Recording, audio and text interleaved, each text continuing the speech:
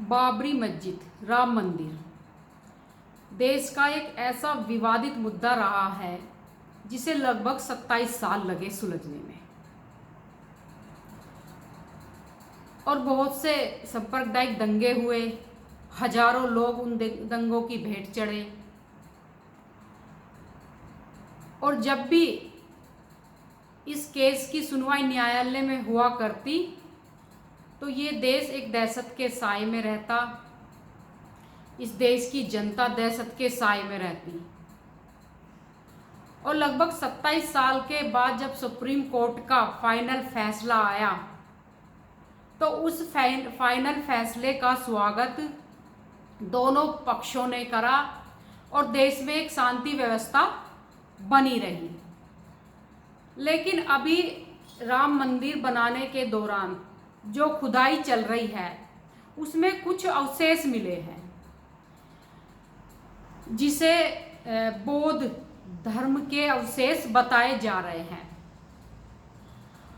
और ये कहकर कि ये अयोध्या नहीं साकेत नगरी हुआ करती थी, ये कहकर एक नए विवाद को जन्म दिया जा रहा है।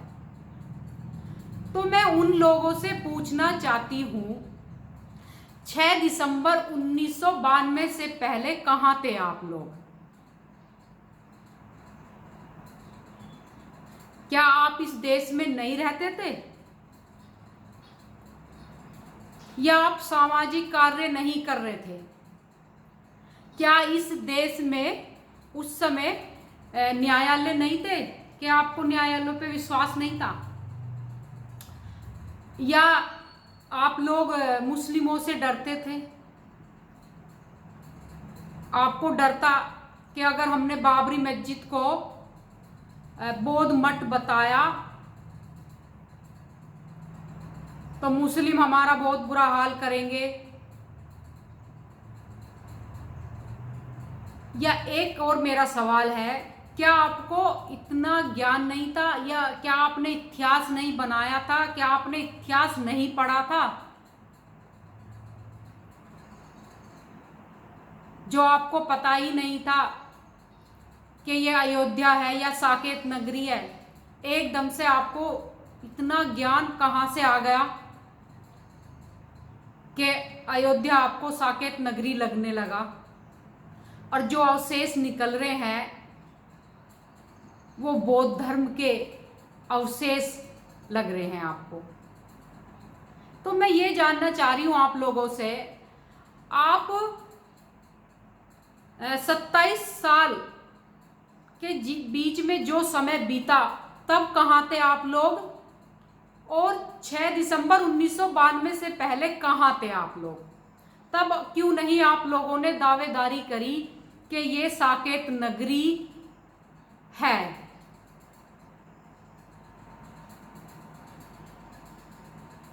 इस देश में शांति बनी हुई है और ये जो समाज के लोग हैं ना, इनको आप लोग बहुत भ्रमित करते हो। जब इस समाज के बच्चे बीए करते हैं ना तो तब इस देश में सीए की लहर चलती रहती है। चार्टर अकाउंटेंट बनते हैं बच्चे अन्य समाज के, लेकिन हमारे समाज के बच्चे बीए पे लटके रहते हैं। जब इस देश में इंजीनियर बनने की लहर चली होती है ना, सरकारी विभागों में बैठकर बिल्डिंगों के स्ट्रक्चर बनाया करते हैं, उस समय समाज के बच्चे बेलदार और राजमिस्त्री ही बना करते हैं। क्यों? इसलिए क्योंकि जब तक आप जैसे सामाजिक लोग इस समाज का नेतृत्व करते रहेंगे और इनको सिर्फ ब्राह्मणवाद और ब्राह्मण शब्द पर ही इल्जाते रहेंगे, तब तक इस समाज के बच्चे और आगे कुछ सोच ही नहीं सकते उन्हें करना क्या है, उनकी तरक्की, उनका भविष्य किस चीज में है।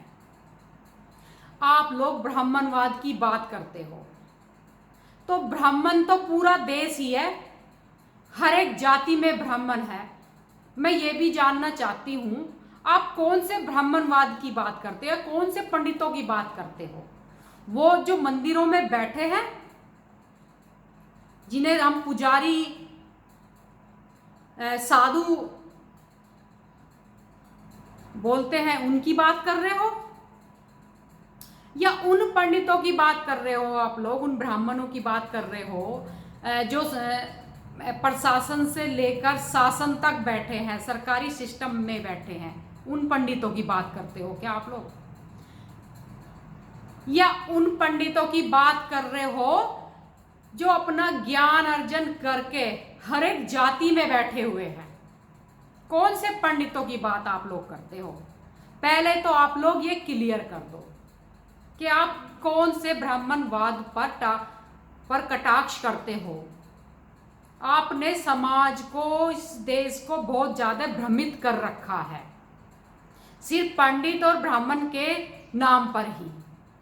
अगर आप पंडित की परिभाषा जानना चाहते हो तो ये जो प्रशासन में और जो शासन में लोग बैठे हैं ना, सिस्टम में, ये सारे ही पंडित हैं और हर एक जाति के पंडित बैठे हैं, क्योंकि इन लोगों ने हर एक जाति में जन्म लेकर ज्ञान का अर्जन किया है, ज्ञान प्राप्त किया है, पांडित्य को प्राप्त किया है, तब ये शासन में, प्रशासन में बैठ के अपनी रैंक पर, अपनी पोस्टों पर बैठे हुए हैं।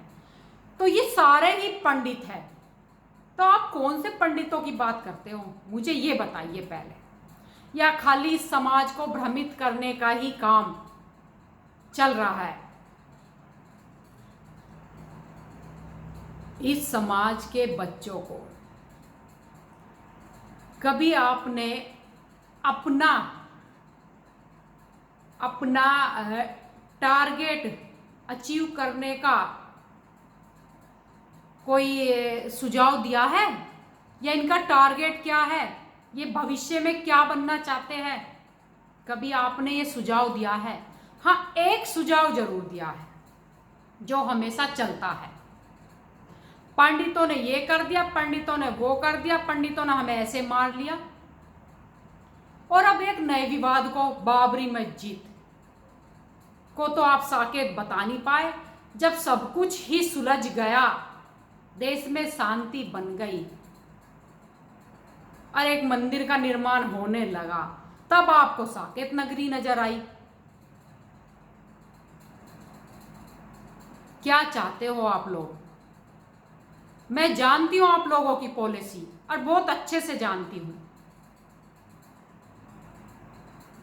मैंने एक कहावत सुनी थी कि इस देश की जनता को, इस देश की नहीं, मतलब देश की जनता को ऐसे विवाद में उलझाए रखो कि वो कभी अपनी तरक्की के बारे में सोच ना सके और आंख मीच के भेड़ की तरह हमारे पीछे लगे रहे।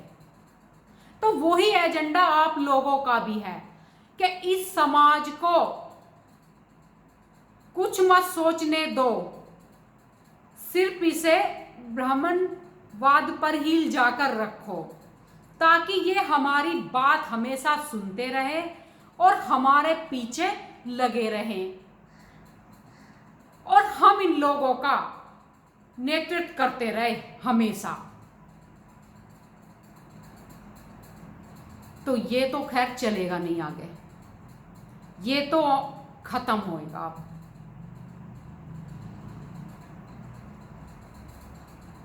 आप बात करते हो ब्राह्मण की, कभी आप स्कूलों में, यूनिवर्सिटियों में जाके देखते हो कि वहां आपके बच्चों को कौन शिक्षा दे रहा है?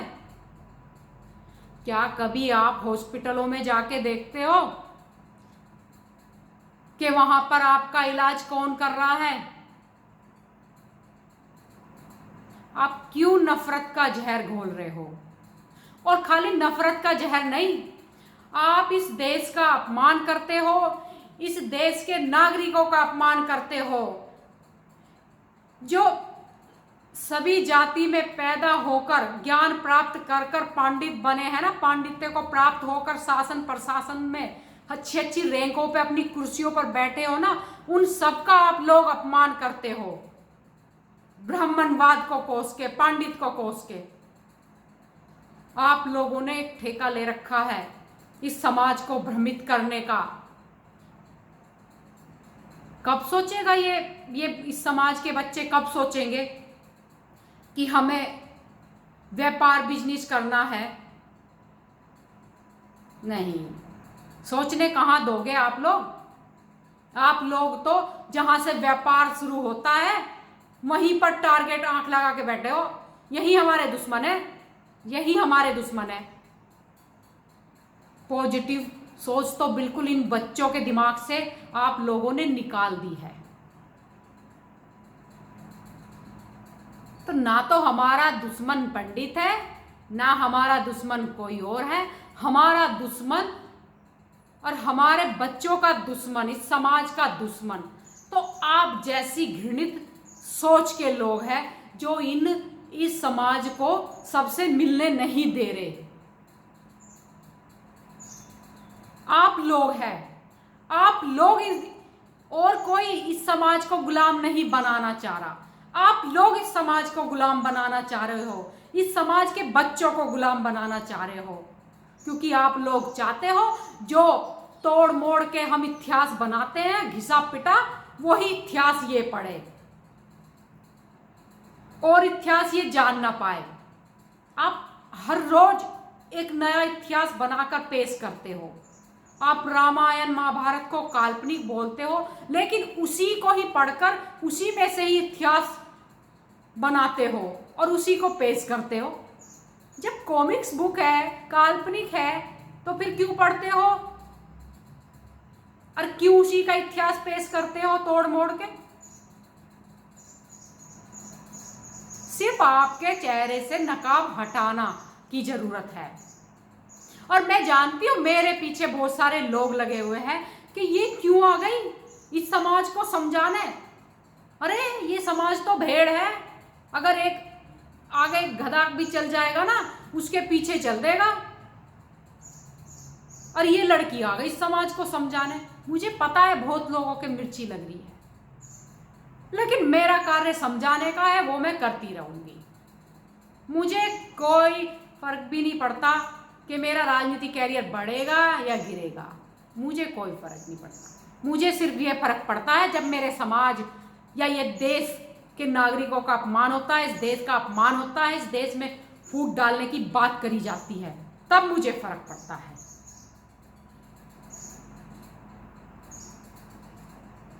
तो मैं हमेशा आती रहूंगी समझाने, और इसी के साथ मैं अपनी बात समाप्त करती हूं। जय हिंद, जय भारत।